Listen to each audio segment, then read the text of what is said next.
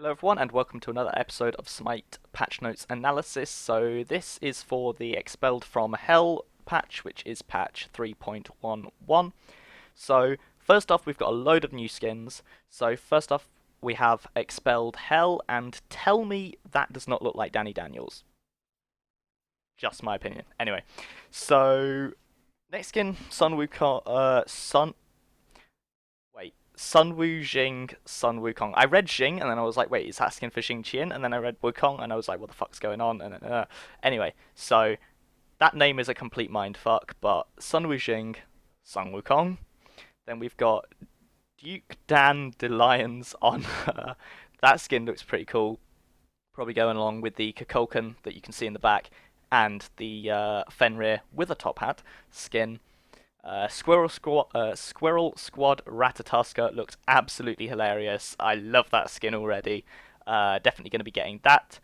Centurion Mercury, I presume that's a tier 2 skin. It looks like a tier 2 skin because he's got sort of the fancy headdress going on, which is the sort of the theme for the tier 2 skins. Looks pretty good. Constable Moosejaw Chiron looks pretty cool as well. And of course the Susano Mastery skins. So achievements, don't really care about those. Miscellaneous, is there anything interesting in here? The visual update, no. Pop-up notification, no. Coupon system for purchases. We'll be starting our beta run of a new coupon system we have been working on. Starting this patch, certain purchases will trigger a bonus coupon for users. I wish I got a fucking bonus coupon from buying like all the skins that I've got. Brilliant. Which they can immediately redeem to gain a discount or bonus on their next purchase. God damn, I would have saved so much. In this patch, users who buy the Infiltrator Loki skin and do not own the voice pack, oh, I got all of that, will receive a 50% discount for the voice pack if they choose to redeem it, damn. The important things to note are that coupons will only be rewarded for things we set up and flat no automation. And that coupons will have an internal cooldown so they won't happen back to back. This is our first round of implementation and we are going to be watching it closely to see how it performs and collect any feedback on the system. So it's similar to the way that the bundle system works. You can get like a skin and a voice pack or 2 skins or whatever, but after you buy a certain thing you'll get a discount on another thing. Slightly annoying because I own so many things in the game. That would have saved me probably quite a lot of gems had that been implemented a long time ago, but oh well, never mind. Item changes, so on to the interesting bit. So Bloodforge, reduce the movement speed from 20% to 10% while the blood shield is active. I'm happy with that. Bloodforge gave you a lot. It's a very situational item. A lot of people just try and build it all the time, thinking it's really good. It's really good in certain situations, basically when you're doing a lot of chain killing with someone like Mercury or Kali. Basically when you're killing one target, then killing another, then killing another, then killing another very, very quickly in the same fight. That shield that it gives you is really, really nice, and the movement speed as well, and obviously it gives you power and lifesteal along with that. So Demonic Grip, stacks now provide 12% reduction and cap at 3 stacks. That's 12% magical protection reduction on your target, and cap at 3 stacks changed from 8% reduction at 4 stacks, and the same has been done with Executioner, which is sort of the physical equivalent. So these are actually really, really, really big changes, to be honest, because 8 stacks, 8% stacks up to 4 would give you a total of 32% reduction max stack. Now it's 36% reduction. So this is actually going, at max stack, going to reduce the enemy protection by more than Titan's Bane. Now Titan's Bane is it's the most protection shredding item in the game, provided that the enemy has over 60 protections, because I believe the maximum flat reduction is, or flat penetration, or whichever one you want to look at, is 20, which would be something like Brawler's Beatstick or the Crusher or whatever like that. So as long as the enemy has over 60 physical protection, which I believe every god has at least 60 base protections by the time they hit level 20, Titan's Bane is the best item on its own. Obviously, when you combine items, it gets a bit more complicated with penetration. I will actually be doing a video on that and which items work well together and which don't. So be on the lookout for that, but I want to make sure I'm getting everything right, do a lot of research and stuff like that, so it's going to take a while. But anyway, so buffs to these items. Is this going to make Kronos ADC and Freya ADC and Sol ADC a bit more broken? Yes, I think they will become a lot stronger than they currently are. Well, I don't think they'll be broken. But I guess we'll have to wait and see because they're now getting more penetration from Demonic Grip, and obviously Executioner is going to buff auto-attacking physical gods, which is going to be fun for gods like a Wheelix that you can build auto-attack, which I build auto-attack. You can build a Wheelix either way, auto or ability. It's up to you, I guess. But yeah, Execution's going to be fun. Maybe it'll find its way into the ADC meta as well. We haven't really seen it bought a lot on ADCs recently. So Throwing Dagger. Thank God this is getting a nerf. Throwing Dagger is literally, at the moment, the only start that you can do as an ADC, because otherwise you get outcleared and you lose lane and get behind.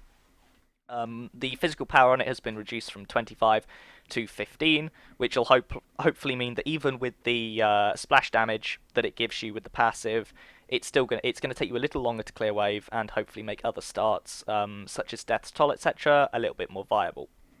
So Golden Bow, which is the thing that Throwing Dagger builds into, has had the physical power reduced from 55 to 50. Not really a huge change there, but a change nonetheless.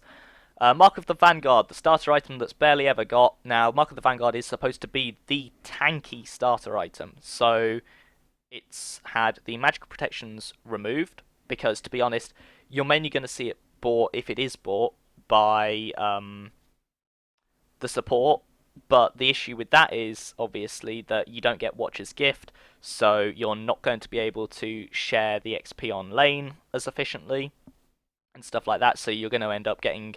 both you and your ADC will end up getting behind, so that's why this item is not really bought. I'm not really sure who Hi-Rez intend it to be built on. I guess we'll probably see it on tankier gods in the solo lane, but again, the issue with that is that you're going to lose out on sustain.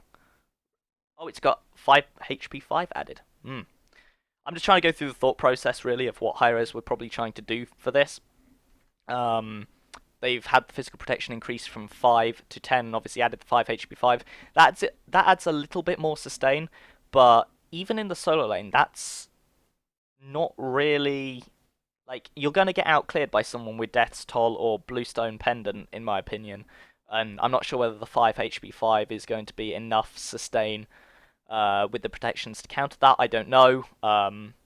It's an item that's basically just not been used in the game for a very long time, so I'm glad that Hi-Rez are at least experimenting with it and trying to bring it back into the game, because having a useless starter item is no fun at all. It might as well be taken out of the game, but they're making some tweaks to it and see if we can get it to be a viable option. So Soul Reaver's seeing some changes which is the first time it's happened in ages. Like, Soul Reaver's not an item that gets messed with very often, unlike Throwing Dagger, which has had a lot of changes recently.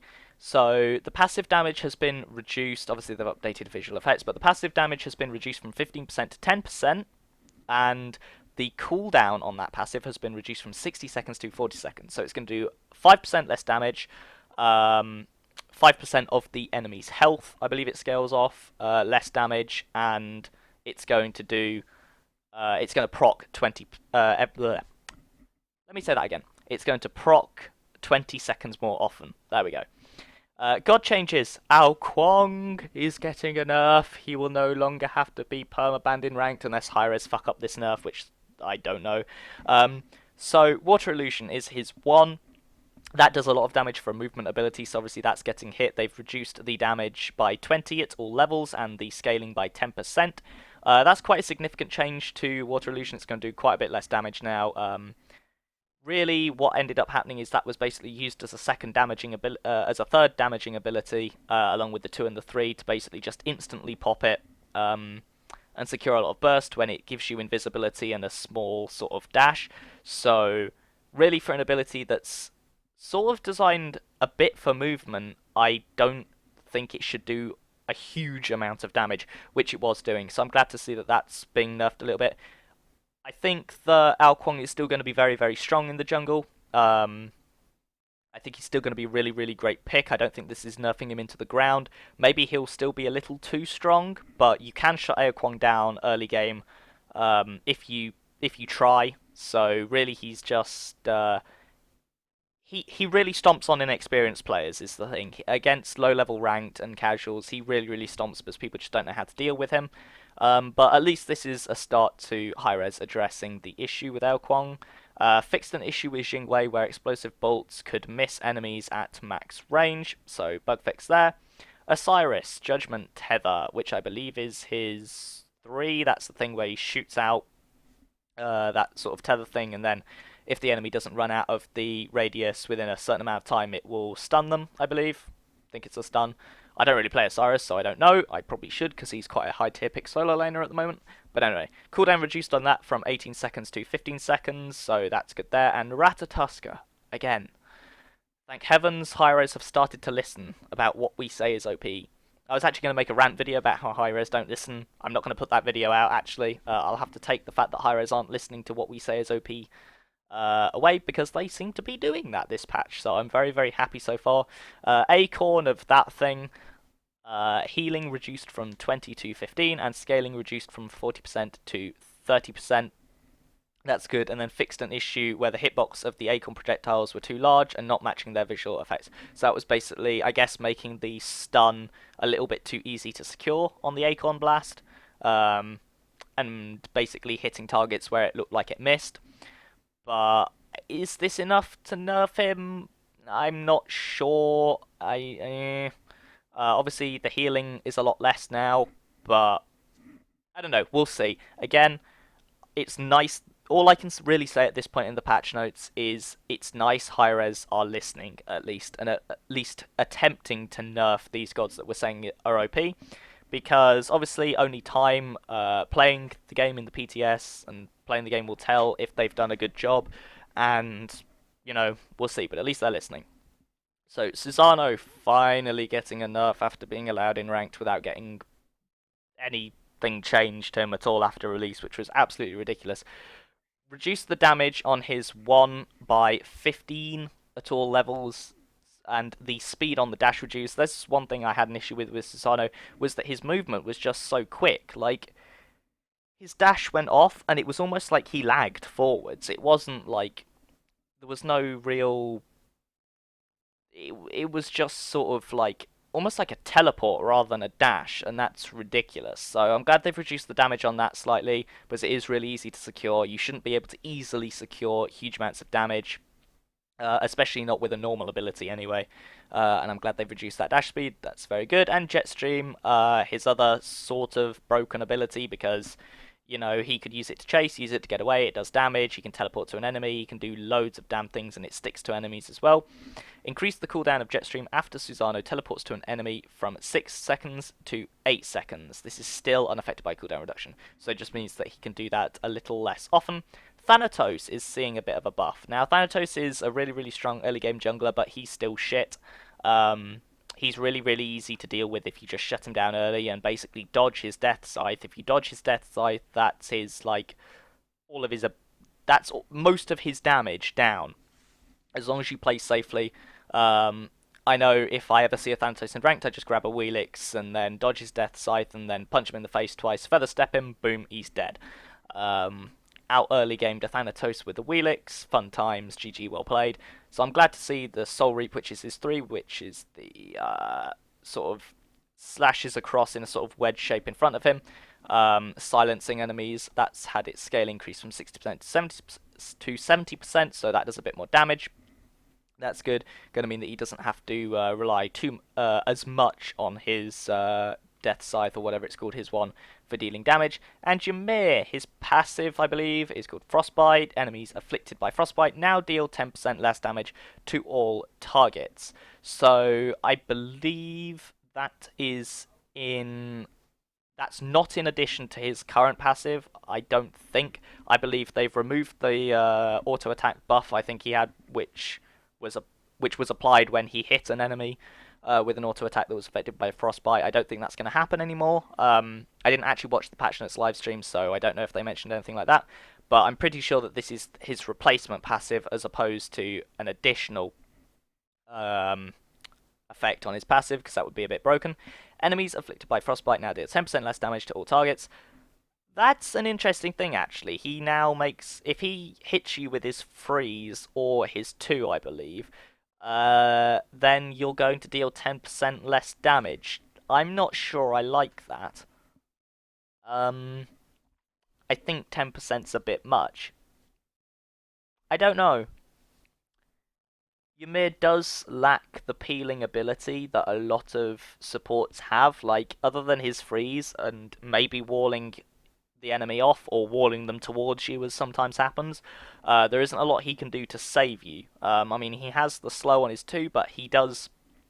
He lacks mobility. Like, he doesn't have a dash or anything like that, or a Geb rollout, so I don't know. Maybe 10% less damage on all targets is worth it.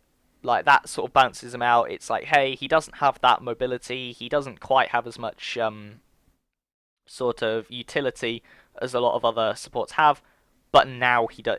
If he hits you with his 3 or his 2, you're going to deal 10% less damage to all targets. Maybe that's balanced, maybe it's not. I guess we'll see.